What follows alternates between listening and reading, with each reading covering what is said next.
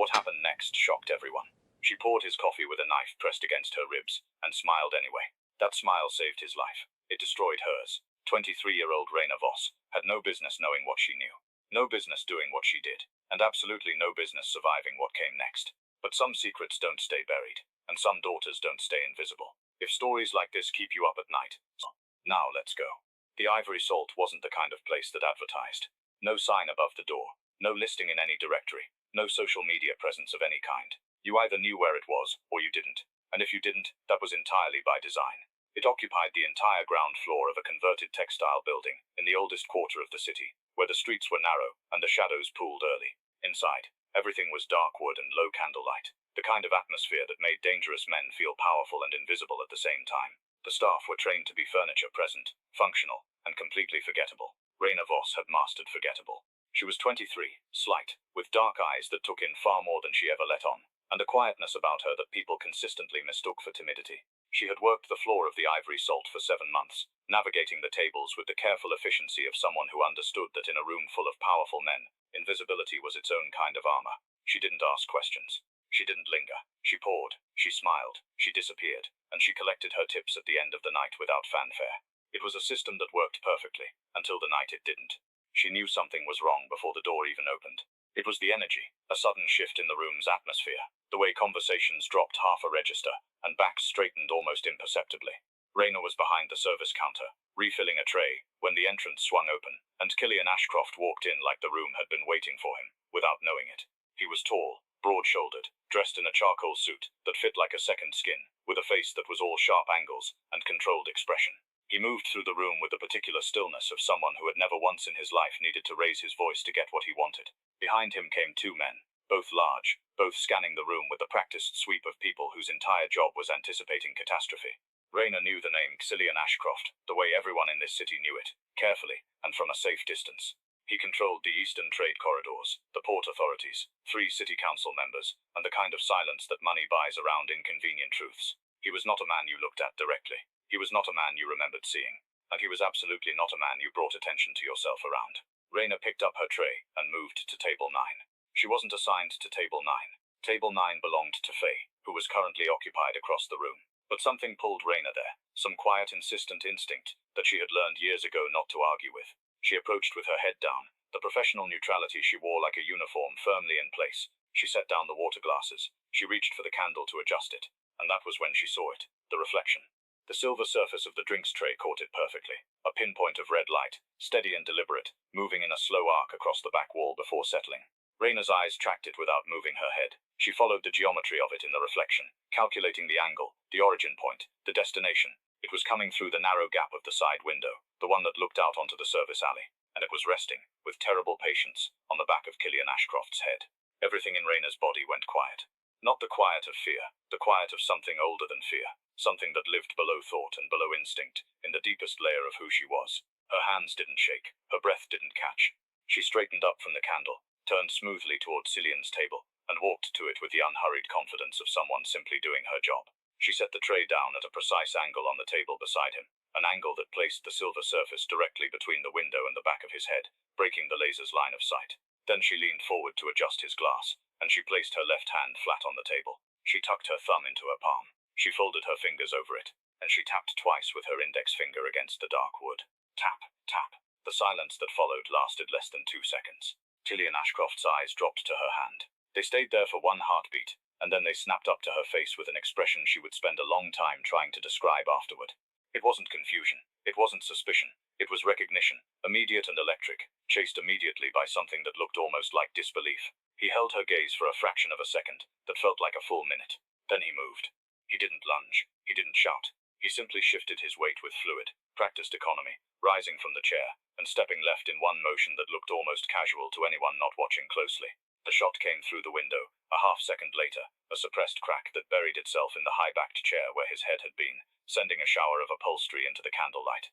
The room detonated. Screaming, overturned chairs, the thunder of his 2 lieutenants, drawing weapons and swarming the window. The lights went out. Someone hit the floor hard. Glass broke somewhere behind the bar. Raina stood completely still in the middle of it. A hand closed around her wrist, firm, not rough, and she was moving before she made the decision to move. Pulled through the swinging kitchen door, and into the harsh fluorescent light of the back corridor.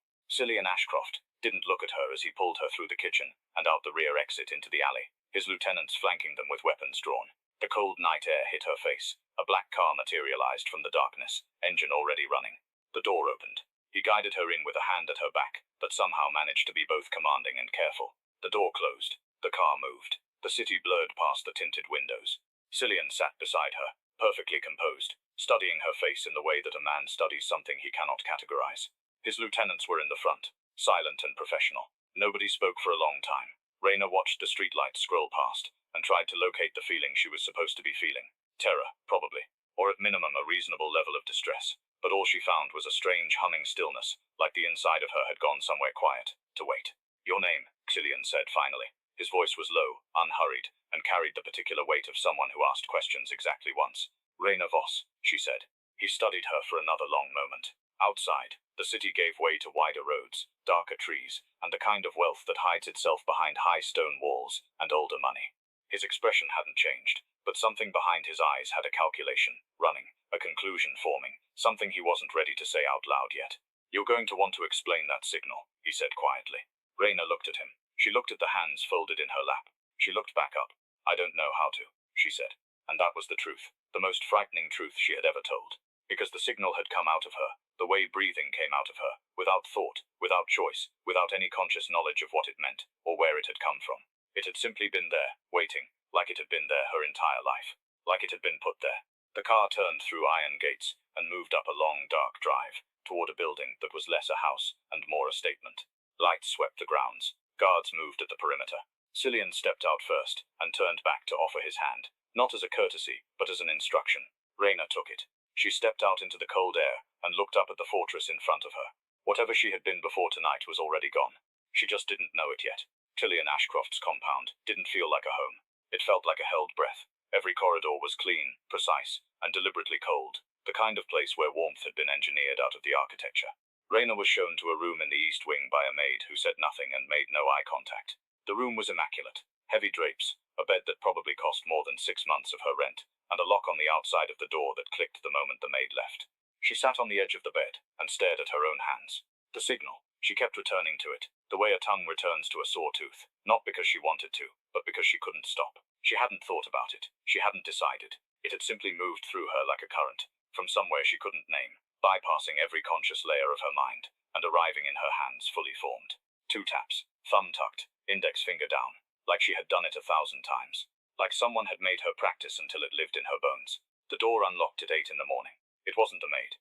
The woman who entered was compact, angular, with close-cropped silver hair, and eyes the color of wet slate. She carried a tray of food, and set it on the dresser without ceremony. Her name, Raina would learn, was Greta. Cillian's enforcer, responsible for the compound's internal security, and quite possibly the most watchful human being Raina had ever encountered. Greta stood near the door with her arms crossed, and studied Raina the way a jeweler studies a stone of uncertain origin, looking for flaws, looking for fraud. "He wants you downstairs in 20 minutes, Greta said. "Eat something first. You'll need it." The room where Cillian was waiting was stripped of everything decorative. A long table, 2 chairs, a single overhead light. He was already seated when Raina entered, a closed folder in front of him, and a stillness about him that felt less like patience and more like compression. He gestured to the chair across from him. Raina sat. "The signal you used last night," Cillian said, opening the folder, was a dead communication code. It belonged to a closed intelligence cell that operated inside this organization 19 years ago. He looked up. That cell had 4 members, all 4 confirmed dead. The code was never written down, never recorded, never shared outside those 4 people. He held her gaze. "So explain to me how a waitress used it instinctively in a crisis." "I don't know," Raina said. "That's not an answer. It's the only one I have." She pressed her palms flat against the table. "It came out of me. I didn't think about it. I don't know what it means or where it's from." Cillian studied her face for a long time. "Tell me about your mother." The shift caught her off guard. "She died when I was 9. Highway accident. The records say she was a primary school teacher. We moved around a lot." She was quiet. Raina paused, something cold moving through her chest. "She used to play games with me in restaurants, made me watch the room, count exits, track where people's hands were. She said it was a concentration exercise." She stopped. "She taught me to watch reflections." Cillian reached into the folder and slid a photograph across the table. Grainy, black and white, taken somewhere that didn't want to be documented. 2 people in tactical gear against a concrete wall. One was a younger Cillian. The other was a woman with dark eyes and ink-stained fingers, and a quietness that Raina recognized the way you recognize your own reflection. Her mother, unmistakably. That was taken 20 years ago, Cillian said quietly. Your mother built the internal communications architecture for this entire organization. She designed the signal system. She was the most technically brilliant person this operation ever had. He paused. She disappeared 19 years ago. Someone inside these walls ordered it. Someone who knew she had discovered something she was never supposed to find. Raina couldn't speak. The woman in the photograph was holding a coffee cup with both hands. The way she always had. The way Raina always did. She didn't die in a highway accident, Cillian continued. She was erased. And I believe that before she disappeared, she spent 9 years turning you into a contingency plan. She hid something. Raina. Something that someone in this building has been terrified of for 2 decades. And she hid it in you. The silence that followed was enormous. Raina looked at the photograph. She thought about the games in restaurants, the watching, the counting, the signals that had lived in her body like a second skeleton her whole life, without her ever knowing what they were for. Her mother's voice, quiet and steady, asterisk if you can't speak, let your hands remember. She had thought it was a quirk, a dead woman's way of making their difficult, transient life feel like something other than survival. It wasn't any of those things. What did she find? Raina asked. Cillian's jaw tightened. That's what we need to figure out. Before whoever ordered her erasure figures out that you're here. He closed the folder. Because they're already inside these walls. They've been here the whole time. And last night's shooter wasn't sent for me. He held her gaze, unflinching. They were sent for you. The days inside the compound had a particular texture, controlled, watchful, and suffocating in the way that only safety can be when it isn't chosen. Raina moved through them carefully, learning the rhythms of the place the way she had always learned rooms, quietly, completely, without letting anyone know she was doing it. She knew which guards rotated at which hours. She knew that Greta took her coffee at the kitchen counter every morning at 7, and didn't speak to anyone until she'd finished it. She knew that Cillian worked until past midnight in his study, and that the light under his door was the last one to go dark in the entire building. And she knew that Cillian Broadway was always watching her. Cale was Cillian's most trusted advisor, had been for 12 years by all accounts. He was lean, somewhere in his mid-40s, with warm brown eyes, and the kind of easy smile that made people feel immediately at ease. He was the only person in the compound who had been consistently kind to her since her arrival. He brought her books without being asked. He explained the compound's routines, so she wouldn't feel disoriented. He asked about her life before the ivory salt, with what seemed like genuine curiosity, listening carefully and remembering details. He felt, in a place full of hard edges, like the one soft thing. That was precisely what bothered her. She couldn't have explained it in words. It was more a frequency she picked up on, something that hummed just below the surface of every interaction with him. His warmth was real, but his attention was too precise. His questions were kind, but they always, eventually, circled back to the same territory. Her childhood, her mother, her earliest memories. He never pushed, he never pressed, but he always returned, gently, like water finding its level. Raina said nothing about it. She smiled, answered selectively, and watched his hands. The second attempt came on a Thursday evening. The power died compound-wide, at 9:40, plunging every corridor into the amber glow of emergency lighting. Raina was in the library on the second floor when it happened, a room she had claimed as her own over the past week, drawn to it by some instinct she didn't question. She heard Greta's voice somewhere below, sharp and commanding, directing the security team to the perimeter. Footsteps moved fast through the corridors. The compound shifted into its crisis posture, with the efficiency of something that had been rehearsed. Then the library door opened.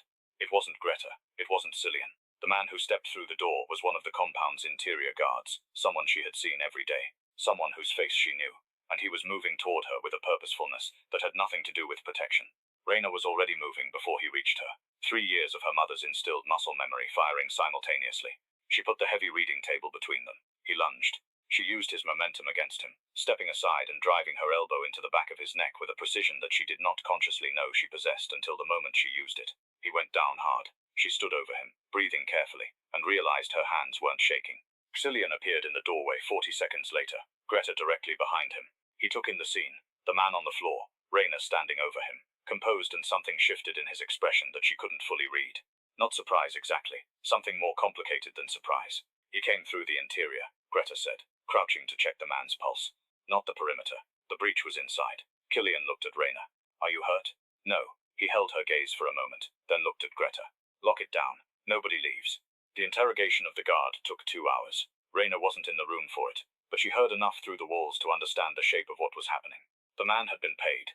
Paid well. Paid it pointed directly at someone with deep organizational access. Cillian emerged from that room, looking like a man carrying something extraordinarily heavy just behind his eyes. That night, unable to sleep, Raina went through the jacket she had been wearing the night of the ivory salt, the one piece of clothing she had brought from her old life, everything else having been replaced by the compound's efficient wardrobe.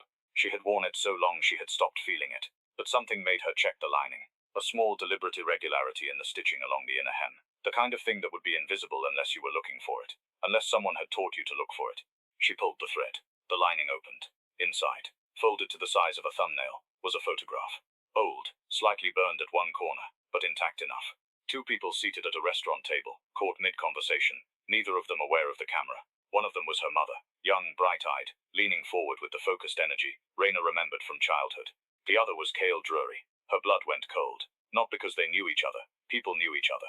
That alone meant nothing. But the photograph was burned. Someone had tried to destroy it and failed. And her mother had found it, kept it, hidden it, and sewn it into a jacket she had given Raina the week before she disappeared, pressing it into her small hands with a quietness that Raina had mistaken for ordinary tenderness. It wasn't tenderness, it was evidence. She was still holding the photograph when her door opened without a knock. Kale stood in the doorway. He looked at the photograph in her hand. He looked at her face, and the warm brown eyes went very, very still in the way that warm things go still right before they stop pretending entirely. "You found it," he said softly, almost to himself. Raina didn't move. "You knew my mother." "I did." He stepped into the room and closed the door behind him.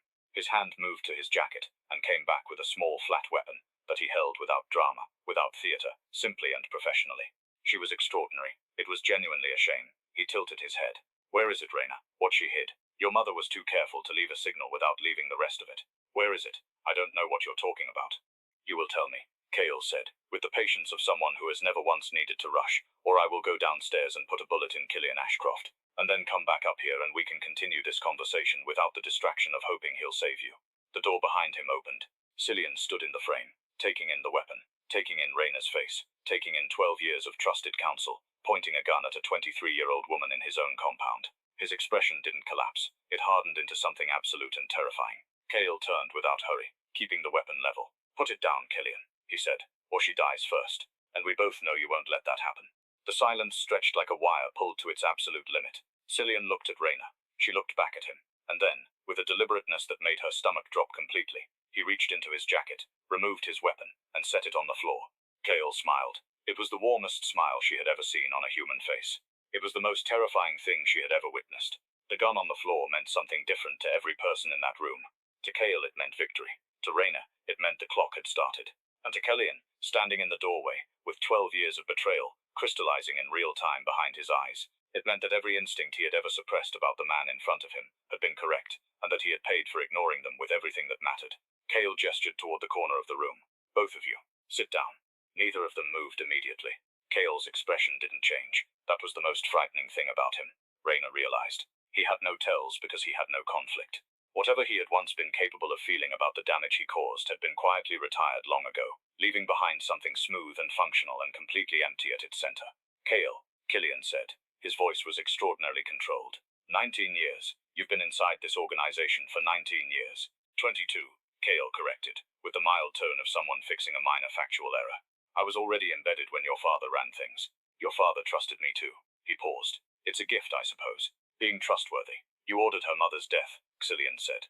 "I protected an investment." Kale glanced at Raina, without warmth. "Your mother was brilliant, genuinely brilliant. But she found the ledger. She found every name, every transaction, every buried arrangement going back 2 decades. I couldn't allow that to surface. I couldn't allow her to surface." His eyes moved back to Cillian. "I've been very patient since then, very careful. And then this girl walks into the ivory salt and uses a dead signal, like she was born knowing it, because she was, and suddenly 19 years of careful work is sitting on a knife's edge." "What ledger?" Raina asked. Kale looked at her with something approaching appreciation. "Your mother didn't just discover what I'd done. She documented everything. Every transaction I ran through the organization's accounts, every official I owned, every contract I brokered on both sides of the law simultaneously." He tilted his head. "She built a complete record, and then she hid it. And then she disappeared, before she could tell anyone where. I've spent 19 years looking for it." His eyes dropped briefly to the photograph still in her hand. "And I believe she hid it on you." Raina looked down at the photograph, then at her own hands, then somewhere further inward than either of those things, following a thread her mother had laid down 19 years ago, through games in restaurants and signals in her bones, and a jacket pressed into small hands with quiet, urgent love. Her hand moved to her throat. She had worn the locket since she was 9 years old. It had been the last thing her mother fastened around her neck the morning before she disappeared. Small, iron grey, utterly plain. The kind of thing nobody looked at twice. Raina had never been able to open it. The clasp was fused, or seemed to be, and she had stopped trying so long ago that she had forgotten it was anything other than decoration. She had forgotten, because she had been meant to forget, until the moment she was meant to remember. She pressed the back of the locket with her thumb. Then she pressed the front simultaneously, the way you'd press two keys at once, and felt something release inside it with a click so small it was nearly silent. It opened. Inside, pressed flat against the interior, was a sliver of microfilm no larger than her thumbnail. Kyle saw it. Every carefully maintained composure he possessed cracked open for exactly 1 second, a flash of something raw and desperate moving across his face, before the mask slammed back into place. He raised the weapon, and Raina dropped. Not in panic, in precision. She hit the floor and rolled left, putting the bed between herself and Cale's line of sight. The shot he fired went through empty air. Killian moved the instant the weapon shifted, crossing the room in 3 strides, driving his shoulder into Cale's chest, and slamming him into the wall, hard enough to shake the framed mirror loose. The weapon skittered across the floor. Cale was fast, faster than a man his age had any right to be, and he drove his knee upward, and his elbow down, and for a moment the two of them were locked in something vicious and wordless against the wall. Raina came up from behind the bed. She grabbed the weapon from the floor. She leveled it with both hands, and she found, to her own distant amazement, that they were perfectly steady. "Stop," she said. Her voice carried the particular quality of someone who does not need to raise it. Both men stopped. Cale had Cillian by the collar. Cillian had Cale by the throat. They held that position, breathing hard, and looked at her. She kept the weapon exactly where it was, and reached into her pocket with her free hand, removing her phone. She had memorized the number 3 days ago from a contact card she had found in the library. The direct line to the syndicate's ruling council. The body above even Killian. The 4 remaining family heads who had spent 2 decades wondering who had been bleeding their operations from the inside. She dialed. It rang twice. A voice answered, gravel deep and cautious. "My name is Raina Voss," she said. "My mother was your intelligence architect. I have the ledger she built 19 years ago. I have the name of the man who ordered her death, and has been running a parallel operation inside your organization since before most of your current lieutenants were recruited." She paused. "I also have him in this room. I suggest you send someone senior, tonight." She ended the call. Cale looked at her with those warm brown eyes. For the first time since she had known him, the warmth reached all the way to the surface. Not because he felt it, but because there was nothing left to hide behind. Underneath it, he looked extraordinarily tired. Like a man who has been running a very long race, and has just understood, with complete finality, that the finish line isn't where he thought it was. "Your mother would be proud," he said. It sounded genuine. That made it worse. "Don't," Raina said quietly. 3 members of the council arrived within the hour. Greta let them in without a word, having read the room with the efficiency that made her indispensable. Cale was taken with a minimum of ceremony, and a maximum of finality. The microfilm was handed over. The ledger it contained was, according to the council's most senior member, a woman named Harrow, who had been in the organization longer than Raina had been alive. The single most comprehensive internal intelligence document any of them had ever seen. 20 years of everything, every name, every number, every buried truth. Her mother had built it in secret, over years, with the patience of someone who understood that the most dangerous things in the world are not weapons but records. When the council left, the compound went quiet, in a different way than it usually did. Not the held breath quiet of controlled tension, but something older and more spacious, like a room after a window has been opened for the first time in years. Cillian found Raina in the library. She was sitting in the chair she had claimed as her own, the empty locket open in her palm, looking at the small, perfect space where something important had lived for 19 years without her knowing. He sat across from her, and said nothing for a while, which she had learned was one of the things about him she respected most. "She planned all of it," Raina said eventually. "Every game in every restaurant, every signal, the jacket, the locket. She knew she wasn't going to make it out. She knew the most she could do was make sure that when the time came, I would be ready without knowing I was ready." "She loved you," Cillian said. "She weaponized me," Raina said. Then quieter, "She loved me." Both things were true. She was learning to hold them simultaneously. Cillian leaned forward, his forearms on his knees, his eyes steady on her face. "You can leave," he said. "The threat is gone. Kyle is finished. The council owes you more than they will ever adequately express, and I will make sure you have everything you need to go back to whatever life you want to build." He paused. "I mean that. No obligation, no debt." Raina closed the locket in her palm. She looked at him for a long moment, reading the room the way her mother had taught her, watching hands, watching eyes, counting the exits, and then deciding, for the first time in her life, entirely by choice, not to take any of them. "I don't want to go back," she said. "There's nothing to go back to." She looked down at the locket, then back up. "She spent 19 years making sure I could survive this world. It seems like a waste not to." The corner of Cillian's mouth moved in a way she hadn't seen before. Raina Voss had walked into the ivory salt as furniture present, functional, forgettable. She walked out of this chapter of her life as something the underworld didn't have a clean word for yet. Not a boss, not an operative, something rarer than either. The daughter of the woman who had built the language of an empire, now fluent in every word of it, sitting in the library of a fortress that had just decided, without any formal announcement, that it belonged to her too. Some secrets don't stay buried, and some daughters don't stay invisible. If this story had you gripped already, and hit the notification bell so you never miss a story, share this with someone who loves a good underdog takeover. We'll see